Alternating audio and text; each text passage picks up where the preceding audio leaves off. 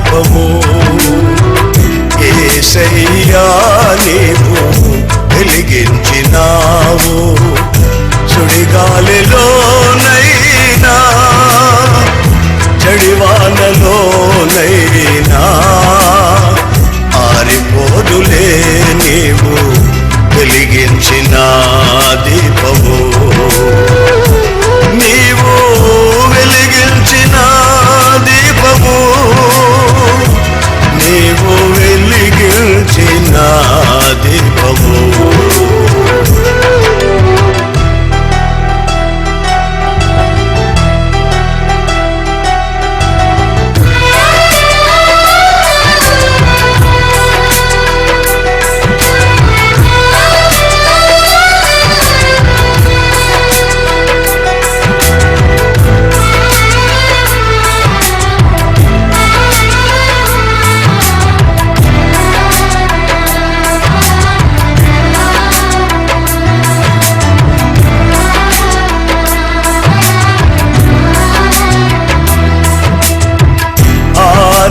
దీపమై ఏ దీప్యమానమై నా హృదయ కోవెలపై దీపాల తోరణమై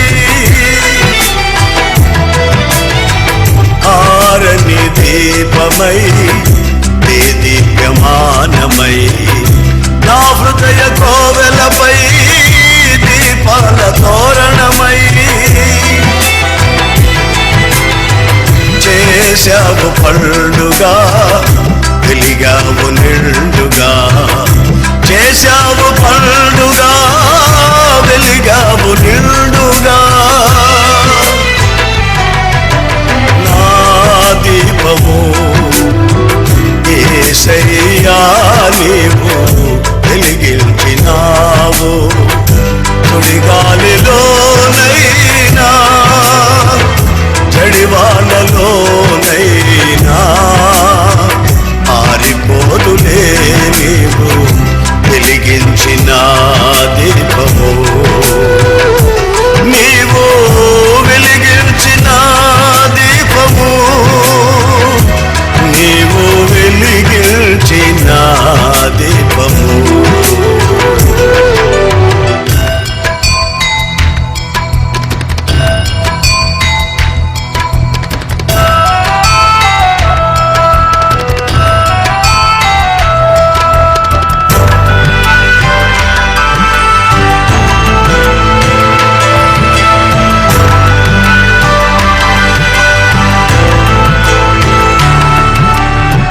మారని నీ కృప నన్ను వీడనన్నది మర్మాల బడిలో నా చేదీర్చుచున్నది మారని నీ కృప నన్ను వీడనన్నది మర్మాల బడిలో నా చేదీర్చుచున్నది మ్రోగిల్చుచున్నది ప్రతి చోట సాక్షిగా మ్రోగిల్చుచున్నది ప్రతి చోట సాక్షిగా నా దీపము యేసయ్యా నీవు వెలిగించినావు సుడిగాలిలోనైనా చడివానలోనైనా ఆరిపోదులే నీవు వెలిగించిన దీపము నీవు వెలిగించిన దీపము నీవు వెలిగించిన దీపము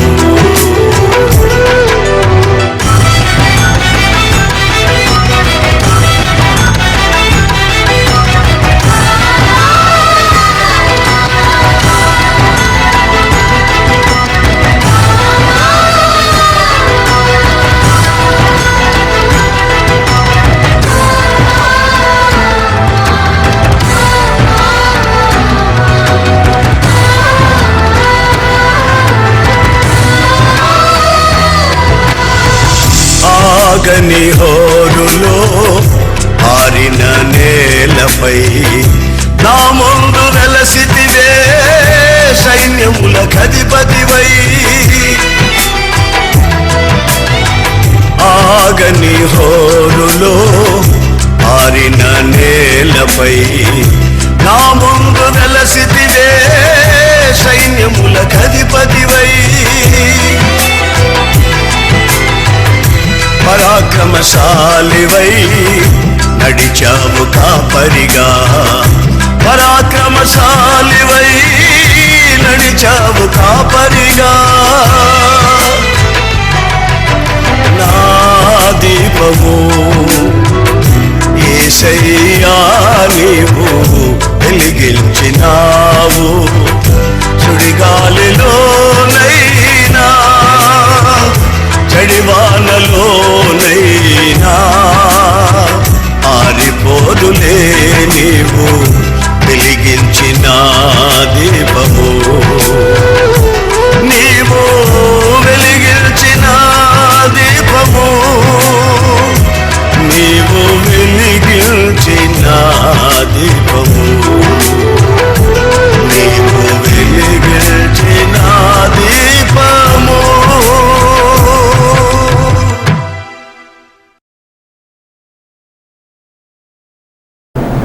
క్రీస్తునందు ప్రియ దేవుని జనాంగమా, యేసు క్రీస్తు నామమున మీకు శుభములు.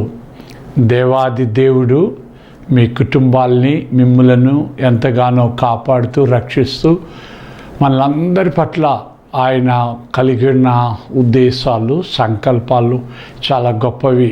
అందును బట్టి మనం దేవునికి స్తోత్రాలు చెల్లిద్దాం. ఈ దినమునకై ఏర్పాటు చేయబడిన వాక్య భాగము 129వ కీర్తన 1వ వచనం ఇలా రాయబడినది. ఇశ్రాయేలు ఇట్లనను, నా యవన కాలం మొదలుకొని పగవారు నాకు అధిక బాధలు కలుగజేయచ్చు వచ్చిరి. నా యవన కాలం మొదలుకొని నాకు అధిక బాధలు కలుగజేయచ్చు వచ్చిరి, అయినను వారు నన్ను జయింపక లేకపోయిరి. ప్రభు వైపు చూద్దాం. ప్రభు ఈ మాటలను మా వినికిల్లో దీవించి మీ బిడ్డలతో మీరు మాట్లాడండి. యేసు నామమున అడుగుచున్నాం తండ్రి, ఆమేన్. చాలామంది ఈ కీర్తన గురించి అంటున్న మాట ఏంటంటే, ప్రియులారా, మరి ఇది రాసింది దావీదు, కానీ ఇశ్రాయేలు గురించి రాశాడు అని అంటూ ఉన్నారు. దీని పేరే యాత్ర కీర్తన. ఒక విశ్వాసి యొక్క యాత్రలో ఎటువంటి అనుభవాలు వస్తాయి? ఇది రాసింది దావీదు, ఇశ్రాయేలు గురించి రాశారు. ఇప్పుడు యవన కాలంలో ఒక వ్యక్తి దేవుని నమ్ముకుని దేవుణ్ణి ప్రేమిస్తూ దేవుని యందు భయభక్తులతో జీవిస్తున్న కాలం అది. ఇటు ఇశ్రాయేలు తీసుకోండి, అంటే యాకోబు యవన కాలంలో మరి అన్న చంపేస్తాడన్న భయంతో తండ్రి ఇంటి నుండి బయలుదేరి పారిపోతుంటుండగా బేతేలు దగ్గర దేవుడు యాకోబుకి ప్రత్యక్షమయ్యాడు. ఆ బేతేలు దగ్గర యాకోబు దేవుణ్ణి తెలుసుకున్నాడు. అటువంటి అప్పటి నుండి కూడా యాకోబు జీవితంలో మరి సమస్యలు, బాధలు, కష్టాలు, ఇబ్బందులు ఎక్కువ అవుతూనే వచ్చాయి. ఆ వెళ్ళిపోతుండడం కూడా ఒక కష్టంతోనే వెళ్ళిపోతున్నాడు. ఎందుకంటే అమ్మా నాన్నను వదిలి, అన్నను వదిలి, సొంత ఇంటిని, కుటుంబాన్ని, స్వజనాంగాన్ని, పాపం తన ఇంటి వారిని అందరినీ విడిచి వెళ్ళిపోవడం అనేది దుఃఖకరమే. కానీ ఎక్కడో బాగుపడతానని బయలుదేరాడు. ప్రభువుకి స్తోత్రం. మార్గమధ్యంలో దేవుని తెలుసుకున్నాడు, దేవునితో కలిసి ప్రయాణం మొదలుపెట్టాడు. యవన కాలంలో దేవుణ్ణి ఎరిగిన బిడ్డగా యాకోబు తన యాత్ర మొదలుపెట్టాడు. అలాగే దావీదుని గురించి మనం ఆలోచిస్తే, దావీదు కూడా ఈ యవన కాలంలో తండ్రి గొర్రెలు పొలంలో మేపుతూ దేవుని యొక్క శక్తిని ఎరిగి ఉన్నాడు. దేవుని శక్తిని ఎరిగిన దావీదు జీవితంలో మరి పాటలు పాడుకుంటూ వాయిద్యాలు వాయించుకుంటూ దేవుని యొక్క ప్రేమను రుచి చూసుకుంటూ మనసారా హృదయం నిండా వీళ్ళిద్దరి జీవితాల్లో అనగా ఇక్కడ యాకోబు జీవితంలో ఇక్కడ దావీదు హృదయంలో ఇద్దరి హృదయాల్లో దేవుని మీద అమితమైన ప్రేమ. యాకోబుకి ఏంటంటే దేవా నువ్వు కానీ నాకు తినడానికి తిండి కట్టుకోవడానికి బట్టలు ఇచ్చి నేను తిరిగి నా తండ్రి ఇంటికి వచ్చేంత వరకు నాతో నువ్వు ఉంటే ఈ రాయి మందిరం అవుతుంది, నీకు మందిరం కట్టిస్తా, నిన్నంత గణపరుస్తా అని యాకోబు దేవుడితో నిబంధన చేసుకున్నాడు.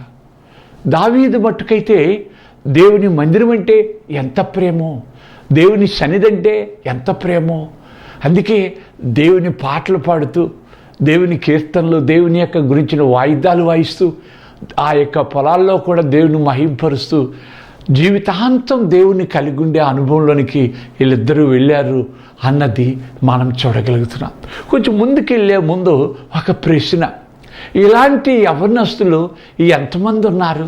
ముఖ్యంగా ఈ 21వ శతాబ్దంలో మనం చూస్తే ఈ యవ్వనస్తులు యవ్వనరాండ్రవనివ్వండి యవ్వనస్తులు అవనివ్వండి ఎంతమంది హృదయాల్లో యేసుని పెట్టుకున్నారు. పాపం ఈ కాలేజీకి వెళ్తున్న అమ్మాయిలు అవనండి, కాలేజీకి వెళ్తున్న అబ్బాయిలు అవనండి, సెల్ ఫోన్లు పెట్టుకొని సెల్ ఫోన్లతోనే కాలం గడుపుతూ అమ్మాయిలతో అబ్బాయిలతో గంటలు మాట్లాడుకుంటూ హృదయం నిండా దేవుడు లేడు, హృదయం నిండా అమ్మాయో అబ్బాయో అనుకున్నారు. పాపం ఎంత వేదన చూసారా. ఇలాంటి యవ్వనస్తులు ఈ కాలంలో ఉన్నారంటారా? యాకోబు దావీదు లాంటి ఈ యవ్వనస్తులు మనసంతా యేసయ్యే, మనసంతా దేవుని కలిగి దేవుని యందు భయం కలిగి దేవుని ప్రేమను గుర్తిరగలిగిన వాళ్ళు ఉన్నారంటారా? అయితే ఇలాంటి యవన కాలంలో ప్రేమిస్తున్న వారంటే దేవుడు కూడా బలిష్టపడతాడంట. అందుకే లేఖన భాగంలో ఆ మాట అంటూ ఉన్నాడు, ఈ యవన కాలపు ప్రేమ దేవుడు ఎంత ఇదంటే చూడండి, అక్కడ ఇర్మియా గ్రంథము 2వ అధ్యాయంలో యవన కాలము నుండి దేవుని పట్ల చూపిన ఆ ప్రేమ, దానికి ఒక పేరు దేవుడు పెట్టాడు, తొలి ప్రేమ, the first love. The first love, ఆ మొదటి ప్రేమ. చాలామంది యవన కాలంలో దేవుణ్ణి పట్టుకున్నవారు, యవన కాలంలో తమ హృదయాల్లో దేవుణ్ణి చేర్చుకున్నవారు చివరి వరకు చాలామంది నేను చూడగలుగుతున్నా. వారు ఎందుకంటే ఆ సమయంలో దేవుని పట్టుకున్నారు వాళ్ళు. అంచేత దేవుడు అంటున్నాడు, నా ఎడల నీకు ఆ మొదటి ప్రేమ, ఆ తొలి ప్రేమ, ఆ యవన కాలపు ప్రేమ, దట్స్ వెరీ గ్రేట్నెస్. ఎందుకంటే ఆ యవన కాలంలో ఒక యవనస్తుడు ఒక అమ్మాయిని గురించిన ప్రేమ, ఒక యవనస్తురాలు అబ్బాయిని గురించిన ప్రేమ, కానీ అలాంటి ప్రేమ లేకుండా కేవలం మనసంతా యేసయ్యని కలిగి ఉండడం అంటే ఇట్స్ గ్రేట్ థింగ్, అది గొప్పతనం. అయితే ఇప్పుడు ఇక్కడ 128వ కీర్తనలో ఈ దావీదు అంటున్న మాట, అలాంటి యేసయ్యని గురించి నేను ప్రేమిస్తుంటే, ఇశ్రాయేలు నువ్వు దేవుణ్ణి ప్రేమిస్తుంటే మనల్ని బాధలు పెడుతున్నారు ఎందుకు? ఇక్కడ అంటున్నాడు చూడండి, అక్కడ నా యవన కాలం మొదలుకొని పగవారు నాకు అధిక బాధలు కలుగు చేయొచ్చొచ్చిరి, నా యవన కాలం మొదలుకొని నాకు అధిక బాధలు కలుగు చేయొచ్చు వచ్చిరి. నేను దేవుణ్ణి ఆరాధిస్తే, నేను దేవుణ్ణి ప్రేమిస్తే, నేను దేవుని ఎడల శ్రద్ధ కలిగి ఉంటే వీళ్ళు నన్ను బాధించడం ఏంటి? నాకు అర్థం కాలే. అక్కడే ఉంది. ఇశ్రాయేలీలకు దేవుడు ఒక మాట చెప్పాడు ధర్మశాస్త్రంలో. ద్వితీయోపదేశ కాండంలో కానీ మనం గమనించినట్లయితే ప్రియులారా, 13వ అధ్యాయంలో దేవుడు స్పష్టంగా ఇశ్రాయేలీలకి ఈ సిస్టమ్ పెట్టాడు. చూడండి అక్కడ ఏమంటున్నాడంటే 13వ అధ్యాయం 4వ వచనంలో, మీరు నా దేవుడైన యెహోవాకు లోబడి, మోషే చెప్తున్నాడు అక్కడ, ఆయనకే భయపడి ఆయన ఆజ్ఞలు అనుసరించి ఆయన మాట విని ఆయనను సేవించి ఆయనను హత్తుకొని ఉండవలెను.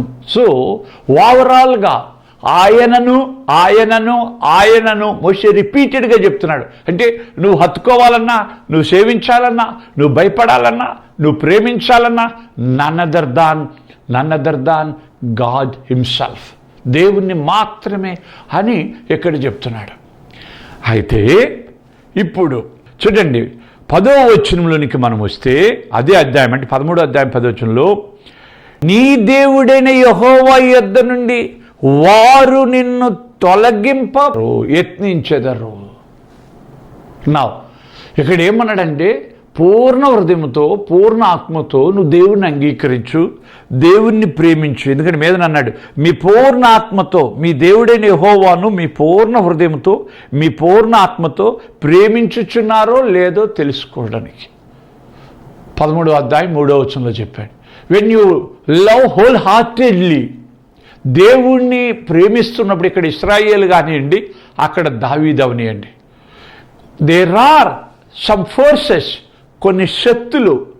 ఈ శక్తులు ఏం చేస్తాయంట, దేవుని యొద్ద నుండి నిన్ను వేరు చేయడానికి చూస్తాయి. That is the thing. ఇక్కడ అదే అంటాడు చూడండి, నీ దేవుడైన యెహోవా యొద్ద నుండి వారు నిన్ను తొలగింప యత్నించెదరు. This is how when you cling to God, నువ్వు దేవుడికి చాలా సన్నిహితుడివి, సన్నిహితురాలు అయిపోయినప్పుడు, there are some groups, there are some forces, కొన్ని సమూహాలు, కొంతమంది శక్తులు దేవుడి దగ్గర నుండి నిన్ను వేరు చేయడానికి చూస్తారు. ఇదే జరిగింది యాకోబు పరిస్థితిలో, ఇదే జరిగింది దావీదు పరిస్థితిలో, ఇదే జరిగింది మోషే పరిస్థితిలో. కనుకనే యవ్వన కాలము నుండి నమ్ముకుంటే, పగవారు ఎందుకు నన్ను బాధ పెడుతున్నారు, పగవారు నన్ను ఎందుకు ఇబ్బందులు పాలు చేస్తున్నారు, నేను వారికి ఏమి చేశా అంటే ఏమీ చేయలే, కానీ వారంతా కలిపి నిన్ను దేవుడి దగ్గర నుండి దూరం చేయాలని చూస్తున్నారు. ఇప్పుడు ఎవరు వాళ్ళెవరు? Who are they? అందుకే ఆయన ప్రేమ నుండి మనల్ని ఎవరు వేరు చేయగలరు అని పౌలు అన్నాడు. కరువా, ఖడ్గమా, ఏదైనా మనల్ని యేసుక్రీస్తు ప్రేమ నుండి వేరు చేయగలదా? ప్రేమ నుండి అంటే దేవుని ప్రేమ మనకి మారదు కానీ, అంటే మన పట్ల దేవుని ప్రేమ మారదు కానీ, దేవుని సన్నిధి నుండి మనల్ని దూరం చేయడానికి చూస్తున్నారు వీళ్ళు. ఇట్స్ నాట్ ప్రేమ నుండి దూరం అయిపోవడం కాదు, దేవుని సన్నిధి నుండి దూరం అయిపోవాలని. They are taking us away from his presence, not from his love. ఆయన ప్రేమ నుండి కాదు, ఆయన పరిశుద్ధ సన్నిధి నుండి నిన్ను వేరు చేయాలని చూస్తున్నారు. పౌలు చెప్పింది వాస్తవమే, ఆయన ప్రేమ నుండి ఎవ్వరు కూడా మనల్ని దూరం చేయలేరు, కానీ ఆయన సన్నిధి నుండి దూరం చేయగలరు. ఇప్పుడు అదే జరిగింది ఇక్కడ వాక్యంలో, ఈ లేఖన భాగంలో మనం చూడగలిగితే. అందుకే ఇశ్రాయేలుకి దేవుడు అంటున్న మాట అదే. ద్వితీయోపదేశ కాండం 13వ అధ్యాయంలో ఫస్ట్ ఎవరంట, ఫస్ట్ ఎవరు? 1వ వచనం అంటాడు, ప్రవక్తయే కానీ కలలు గనవాడే కానీ నీ మధ్య లేచి నీ ఎదుట సూచక్రియను మహత్కార్యమును చేసి. సో కొంతమంది అండ్ ఫాల్స్ ప్రాఫిట్స్, అబద్ధ ప్రవక్తలు, అబద్ధ బాధకులు, అబద్ధ సేవకులు, అబద్ధ పాస్టర్లు, వీరంతా ఏం చేస్తారంటే నిన్ను దేవుని దగ్గర నుండి దూరం చేసేస్తారు. అందుకే ఎవరి మాటలు పెడితే వాళ్ళ మాటలు మీరు వినకండి, ఏ ప్రవక్తల మాటలు పెడితే ఆ ప్రవక్తల మాటలు, ఏ బోధకుల మాటలు పెడితే ఆ బోధకుల మాటలు వినబోకండి అని ఇశ్రాయేలీయులకి దేవుడు హెచ్చరిక చేశాడు. So the first and foremost thing, ఒకరికి బాధ రాగానే, ఒకరికి కష్టం రాగానే, ఒకరికి ఇబ్బంది రాగానే ఎక్కడికి వెళ్తారు? Where will they go? They will go to the pastor, church pastor గారి దగ్గరికి వెళ్తారు, సంఘ కాపర్ దగ్గరికి వెళ్తారు. వారి విషయంలో ఏదైనా బదులు దొరకాలంటే పాప అలా ఆ ప్రవక్త ఉంది, ఈ ప్రవక్త ఉంది, వాళ్ళు ఉన్నారు, వీళ్ళు ఉన్నారని పరిగెడతారు. కానీ బైబిల్ చెప్తుంది వాళ్ళు ప్రవక్తలు కాదు, నిన్ను దేవుడి దగ్గర దూరం చేసే దొంగ ప్రవక్తలు, దొంగ బోధకులు, వాళ్ళ దగ్గరికి వెళ్ళబాక. జాగ్రత్త, నా నుండి ఎవరైనా నిన్ను వేరు చేస్తారేమో అని ఇశ్రాయేలుతో దేవుడు చెప్తున్న మాట ఇక్కడ గమనించగలుగుతున్నాం. ఇక రెండవ గ్రూప్ని మనం గమనిస్తే అదే ద్వితీయోపదేశకాండం 13వ అధ్యాయం 6వ వచనంలో, నీ తల్లి కుమారుడే గాని, నీ సహోదరుడే గాని, నీ కుమారుడే గాని, నీ కుమార్తె గాని, నీ కౌగిట భార్యే గాని, నీ ప్రాణ స్నేహితుడే గాని, అయ్యా బాబరే, ద హోల్ ఫ్యామిలీ. యోబు భార్య యోబుని చెప్పింది ఏంటంటే, నువ్వు దేవుని దూషించి చచ్చిపో. Job's wife wanted to separate Job and God. దేవుణ్ణి యోబుని వేరు చేయాలని చూసింది యోబు భార్య. కొన్నిసార్లు నీ భాగస్వాములు, నీ పిల్లలు, కడుపును పుట్టిన బిడ్డలు, తోడ పుట్టిన వాళ్ళు, కన్న తల్లిదండ్రులు నిన్ను దేవుడి దగ్గర నుండి వేరు చేయాలని చూస్తారు. దావీదు జీవితంలో అదే జరిగింది. అన్నలు దావీదుని ఎగతాళి చేశారు.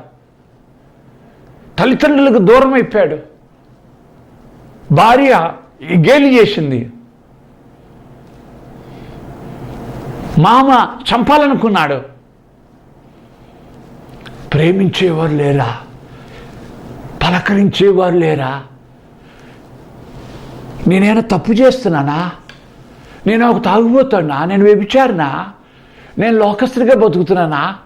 సినిమాలు షికారులను తిరుగుతున్నానా? దావీదు ఆశ్చర్యపోతున్నాడు. నేను దేవుడు దేవుడు దేవుడు అంటుంటే, ఆయన మనసారా ప్రేమిస్తుంటే నాకు అందరూ పగవారైపోతున్నారేంటి? నాకు అందరూ దూరం అయిపోతున్నారేంటి? అవునండి, నువ్వు దేవుడికి దగ్గరవుతున్న కొలదే లోకం నీకు విరోధవుతుంది. బైబిల్ చెప్పే సత్యం అదే. ఈ లోకంతో స్నేహం, దేవునితో వైరం. ఈ లోకంతో వైరం, దేవునితో స్నేహం. దావీదు తెలుసుకోగలిగాడు. ఇశ్రాయేలు తెలుసుకోగలిగాడు. ఓహో, the more I am closer to God, నేను దేవుడికి దగ్గరవుతున్న కొలది లోకము నాకు పగైపోతా ఉంది.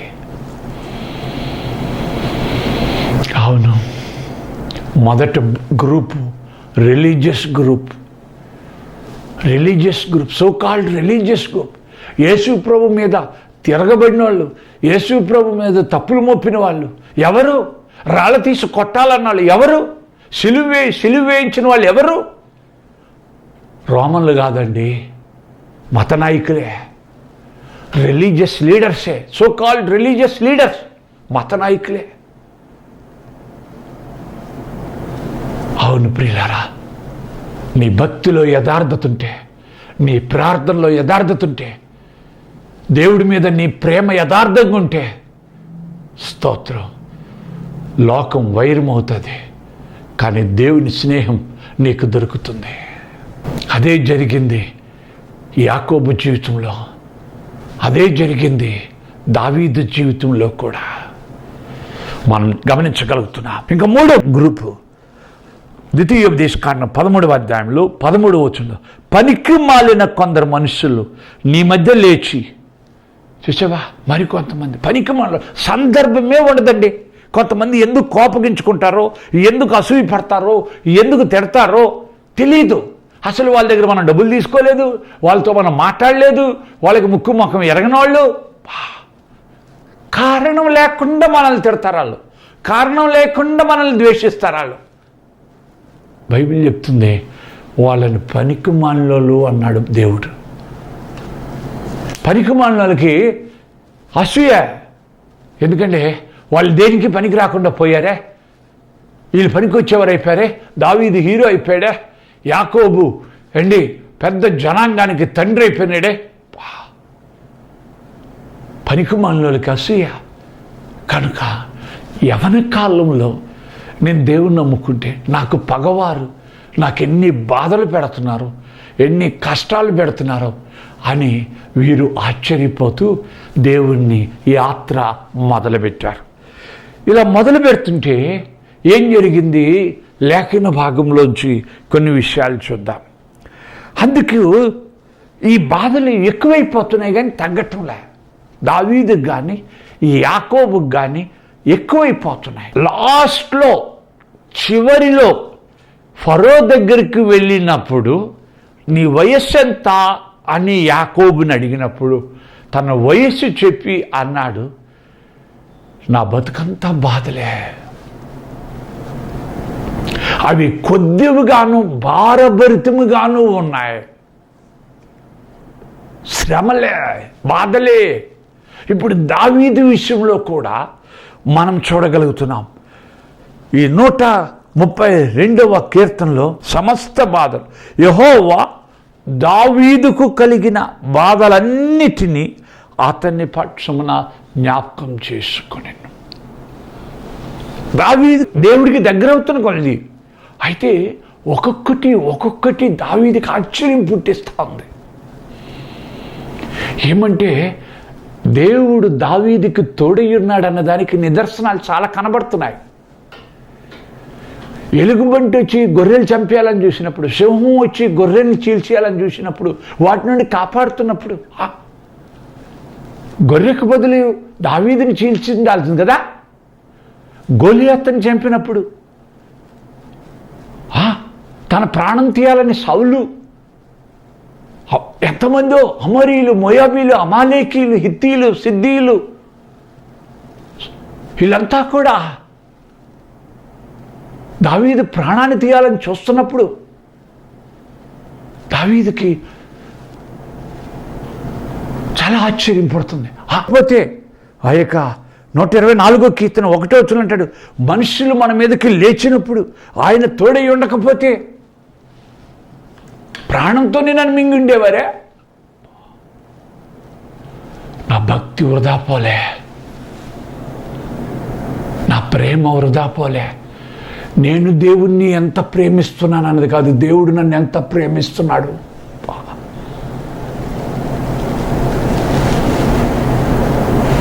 నన్ను అన్ని శక్తుల నుండి కాపాడుకుంటూ వస్తున్నాడు.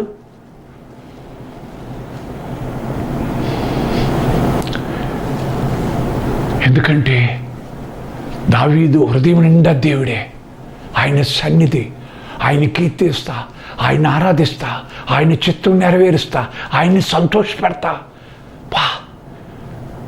దావీదు దేవుణ్ణి ప్రేమిస్తున్న కొలది ఆయన శత్రువులు ఎక్కువైపోతున్నారు. ఆయన శత్రువులు ఎక్కువైపోతున్న కొలది దేవుడు ఆయనకి జయం అనుగ్రహిస్తూ వచ్చాడు.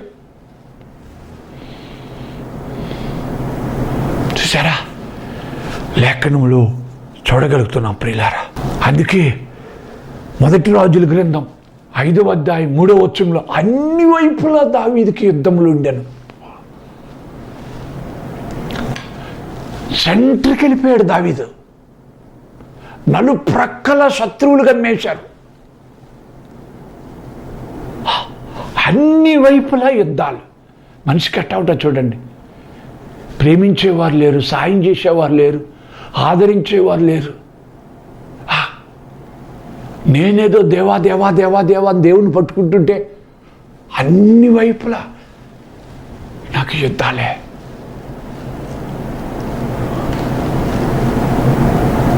తన ఆత్మీయ జీవితాన్ని కాపాడుకుంటూ వచ్చాడు. ఆత్మీయంగా దేవుని మహింపరుస్తూ వచ్చాడు. ఇంకా ముందుకి సాగిపోతే చిన్న చిన్న యుద్ధాలు కాదంట అవి. అందుకే దేవాలయం, దేవుడికి ఒక మందిరం కట్టిస్తాను నేనని అనుకుంటే, అందుకు దేవుడు అంటున్నాడు 1 దినవృత్తాంతముల గ్రంథం 22వ అధ్యాయం 8వ వచనములో, నీవు గొప్ప యుద్ధములు జరిగించావు, నువ్వు గొప్ప యుద్ధాలు చేశావు కనుక నీ చేతులతో మందిరం కట్టకూడదు. నువ్వు అనేక మందిని నువ్వు ఆ చేతులతో నువ్వు చంపావు, రక్తం ఒలికింపజేశావు. అవును ప్రియులారా, ఇది ఆత్మీయ పోరాటం. చాలామంది పాపం మనుషులు మెప్పు కోరుకుంటారు, అందరి దగ్గర మంచి సంపాదించాలని చూస్తారు, అందరి దగ్గర పొగడ్తలు సంపాదించాలని చూస్తారు, అందరి అభిమానాలు సంపాదించాలని చూస్తారు. Very good. కానీ నీవు దేవునికి దగ్గరగా లేవు.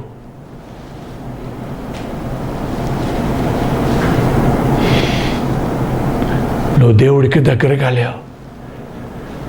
యేసుక్రీస్తుని ఎందుకు లోకం ద్వేషించింది? అరచేతులతో కొట్టి, బల్యాలతో పొడిచి, ఉమ్మివేసి, ముళ్ళ కిరీటం పెట్టి,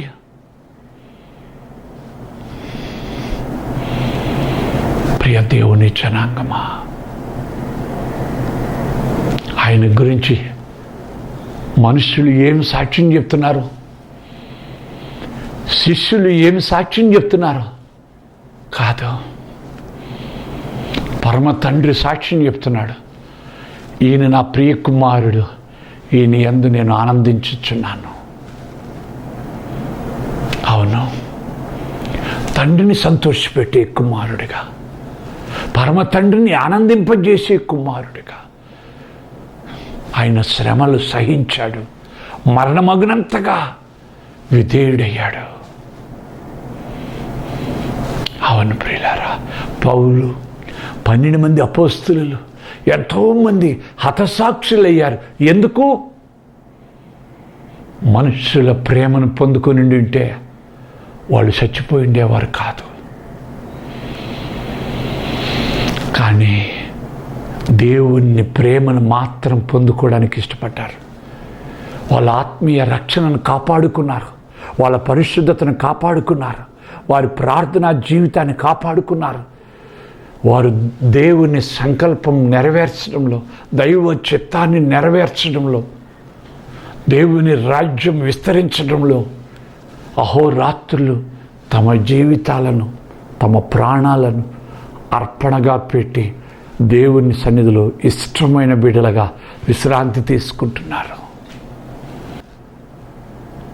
వ్యక్తిగతంగా దావీదు అందరి దగ్గర మంచిగా ఉండొచ్చు, కాదు, దేవుని కోసం, దేవుని ప్రజల కోసం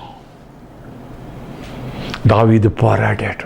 అందుచేత యవ్వన కాలము నుండి దేవుని ఇర్మియా గ్రంథం 3వ అధ్యాయం 4వ వచనంలో అంటాడు, చిన్నప్పటి నుండి నా చెలికాడివి నీవే, నా స్నేహితుడివి, నా చెలికాడివి, నా సోదరుడివి, నన్ను ప్రేమించేవాడివి, నన్ను అర్థం చేసుకునేవాడివి నువ్వే. నేను నవ్వాలన్నా నీతోనే, ఏడవాలన్నా నీతోనే. నాకు స్నేహితుడివి నువ్వే, నాకు చెలికాడివి నువ్వే, నాకు సోదరుడివి నీవే. పాపం, యవ్వన కాలంలో దేవుని తెలుసుకున్న వాళ్ళకి అనుభవం తెలుసు ప్రియులారా. వీళ్ళకి ఫ్రెండ్స్ ఉండరు. ఇంకా ఇర్మియాకి ఎక్కడ ఫ్రెండ్స్ ఉన్నారు? దావీదు ప్రాణమిత్రుడు అనుకున్న యోనాతాను బతికాడా? ఆయనే దేవుడు, ఆయనే స్నేహితుడు. నువ్వు నవ్వాలన్నా, నువ్వు ఆనందించాలన్నా, నువ్వు సంతోషించాలన్నా ఆ చెలికాడితోనే, ఆ ప్రాణప్రియుడితోనే. అవును ప్రియులారా, లేఖనంలో మనం గమనించగలుగుతున్నాం. అందుకే ఆయన యందు భయభక్తులు కలిగి ఆయన త్రోవలో నడుచువారు ధన్యులు. ఆ భయము, ఆయనంటే భయం, ఆయనంటే భక్తి, ఆయన త్రోవల్లో నడవడం స్పెషల్ అండి.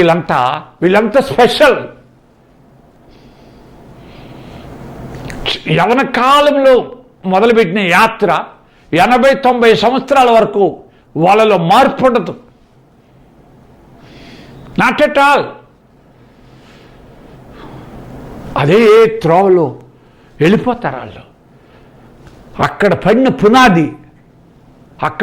పునాది వాళ్ళకి జీవితాంతం వాళ్ళు అదే బాటలో వెళ్ళిపోతారు, మారాళ్ళు.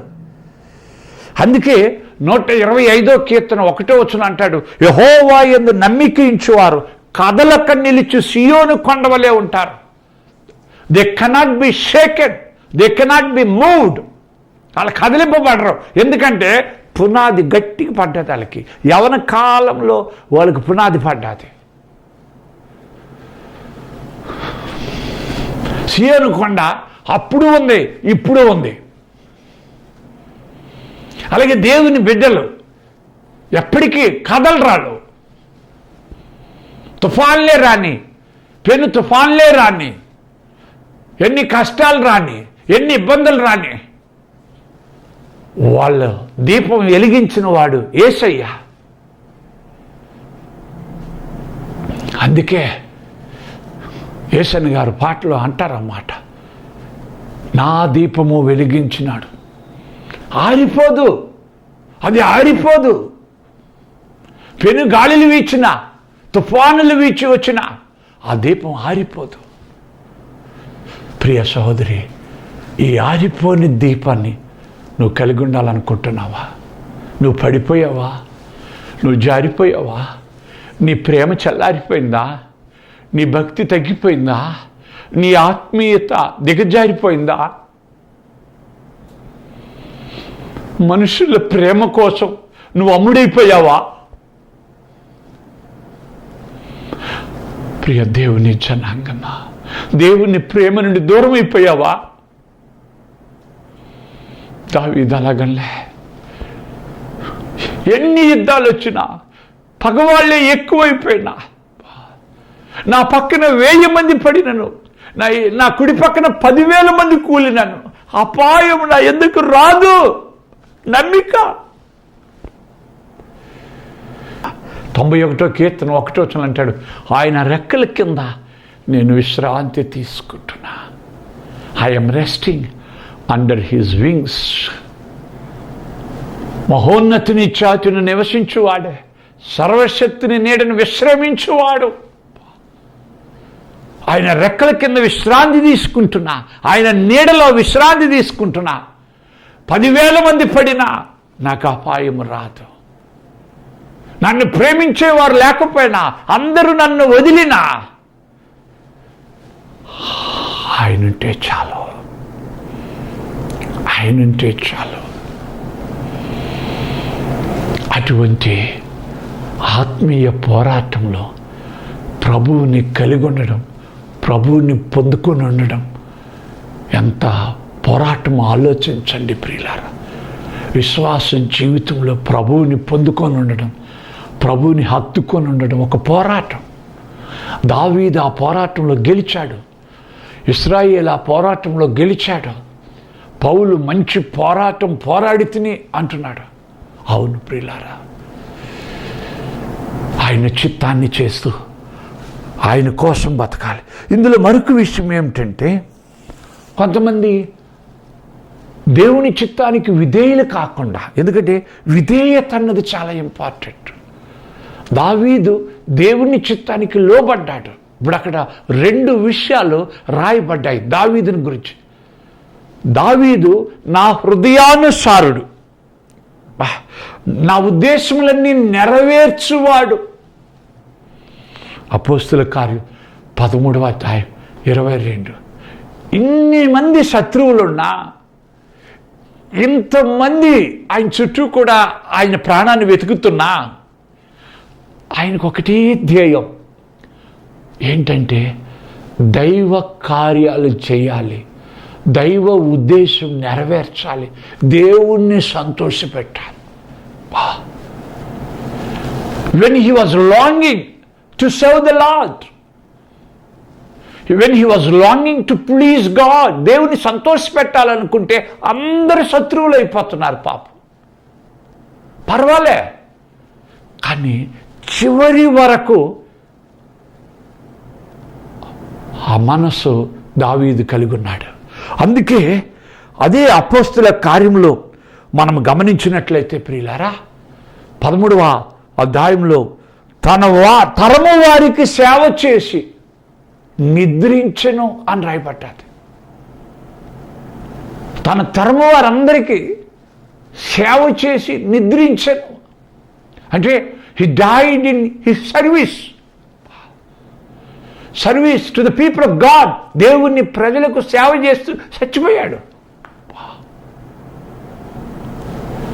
ప్రియ సహోదరి, ప్రియ సహోదరుడా, నీ ఆత్మీయ జీవితాన్ని, నీ ప్రార్థనా జీవితాన్ని నువ్వు కాపాడుకుంటున్నావా? ఈ లాక్డౌన్ దినాల్లో ఎంత సమయం నువ్వు దేవుల్లో గడుపుతున్నావు? పర్వాలే, కానీ నీతో ఉన్నవాడు, నీ పక్షం ఉన్నవాడు గొప్పవాడు. అయితే ముందుకు సాగిపోదాం ప్రియులారా. ఇప్పుడు కొన్ని విషయాలు మనం ఆలోచిస్తే, ఇది అవసరమా? Do I need this? అందరితో శత్రుత్వం అయిపోవడం, అందరినీ దూరం చేసుకోవడం, ఎవరి ప్రేమకు నోచుకోకపోవడం, ఇది అవసరమా? ప్రియ దేవుని జనాంగమా, బైబిల్ మనకి నేర్పిస్తున్నది ఏంటంటే, దేవుడికి కొంతమందిని గురించి బాగా తెలుసు. ఎవరు ఆయన కార్యాలు చేస్తారు, ఆయనకి లోబడతారు అన్నది దేవుడికి ముందుగానే తెలుసు. అందుకే ఆ ఎఫెసీ పత్రిక 1వ అధ్యాయంలో, ఎవరిని ముందుగా ఎరిగను వారిని నిర్ణయించను, ఎవరిని నిర్ణయించను వారిని ఏర్పరచుకొనెను, తన కృపా మహిమకు కీర్తి కలుగుటకై. ఎరిగి ఉన్న దేవుడు నిర్ణయించుకున్న దేవుడు ఏర్పరచుకొని. మోషే కోసం 40 సంవత్సరాలు దేవుడు ఎందుకు ఆగాడు? ఏం మోసే కాకపోతే ఇంక లేరు ఎవరు కూడా? మోషే ఒక్కడి కొరకు దేవుడు ఎందుకు కాచుకుని ఉన్నాడు? మిద్యాను దేశంలో గెలిపాడు కదా, వెళ్ళిపోయినట్టు వదిలికూడదా? వెళ్ళిపోయిన వాడిని వెళ్ళిపోయేటట్టు విడిచిపెట్టకూడదా? ఎందుకు మోషే వస్తాడని నిలబెట్టి, మోషే వచ్చిన తర్వాత ఫరో దగ్గరికి పంపి 6 లక్షల మందిని తీసుకొచ్చాడు? అవును, ఈ ఏర్పాటు అన్నది చాలా గొప్పదండి. ఈ ఎన్నుకోవడం అన్నది గొప్పది. అందుకే లూకాసు వార్తలో యేసు ప్రభు స్పష్టంగా చెప్పాడు, ఇశ్రాయేలు దేశంలో ఎంతమంది విధవరాండ్రున్నా సారేపతి విధవరాలి దగ్గరికి మాత్రమే ఏలియా పంపబడ్డాడు. అండర్స్టాండ్, అర్థం చేసుకో. ఇశ్రాయేలీలో ఎంతమంది కుష్ఠరోగులున్నా సిరియా దేశపు నయమాను మాత్రమే బాగయ్యాడు. వై?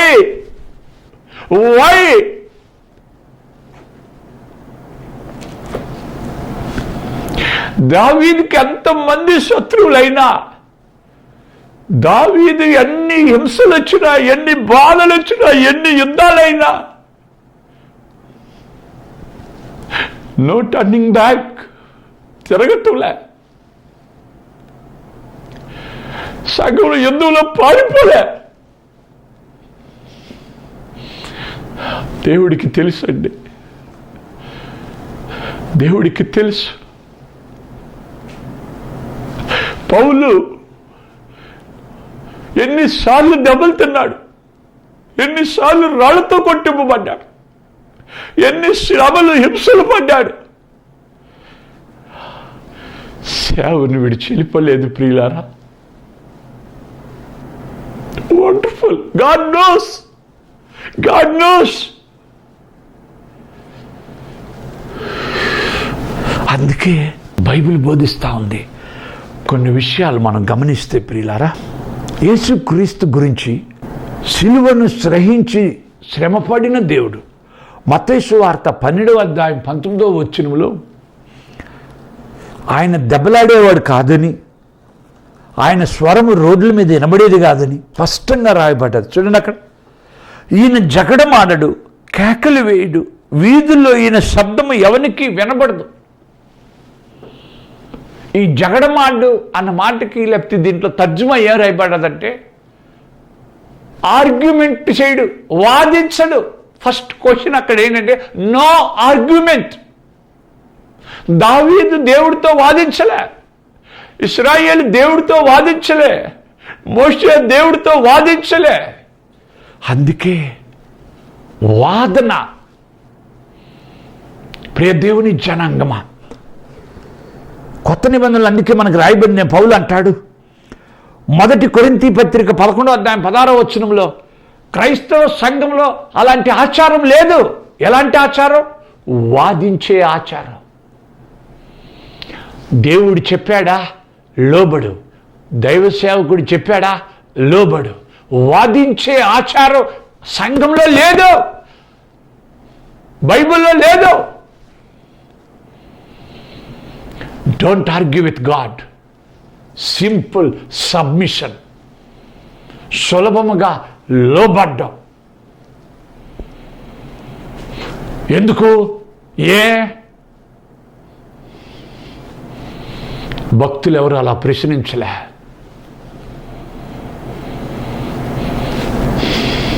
అందుకే గొప్పవాళ్ళు అయ్యారు.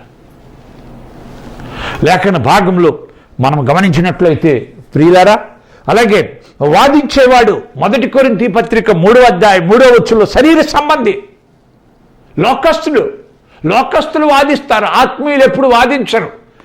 అట్లాగే ప్రభువా నోవా వాడ చేసుకో, అలాగే తండ్రి అబ్రహాం నీ తండ్రింటిని నీ స్వజనాంగాన్ని విడిచి బయలుదేరు, అలాగే దేవా.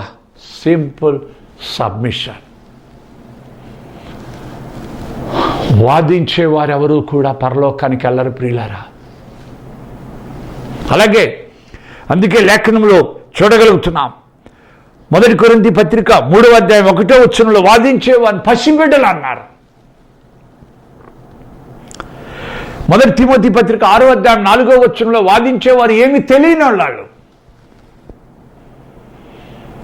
ఈ తెలియకపోవడం అన్న దాని గురించి అక్కడ రాస్తూ వేరే తర్జుమాలు ఏమన్నాడంటే అది ఒక వ్యాధి అంట. వాదించడం ఒక వ్యాధి. అర్థం చేసుకో. ఎన్ని బాధలు వచ్చినా దావీదుకి ఆ వ్యాధి రాలే. ఏ వ్యాధి? వాదించే వ్యాధి. దేవుడితో వాదించడం, దేవుని బిడ్డలతో వాదించడం, దైవ సేవకులతో వాదించడం.